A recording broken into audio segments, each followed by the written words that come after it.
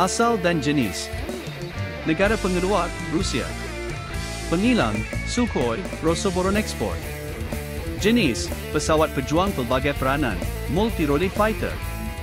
Versi khas, Su-30 MKM, versi ekspor khas kepada Malaysia, berdasarkan Su-30 MKI India. Spesifikasi umum. Panjang, 21.9 meter. Lebar sayap, 14.7 meter. Tinggi, 6.4 meter. Berat maksimum berlepas, 38,000 kg. Kelajuan maksimum, masih 2. Jarak operasi, 1,500 km. Jarak maksimum, 3,000 km. Ketinggian maksimum, 17,300 meter. Enjin, manuver. Enjin, 2AL 31 FP turbofan dengan thrust vectoring.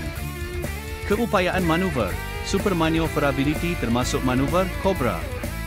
Persenjataan.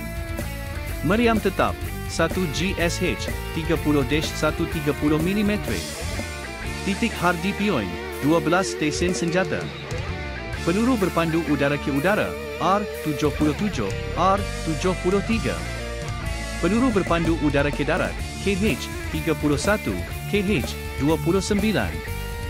Bom panduan tidak berpandu, KAP-500, FEB-500.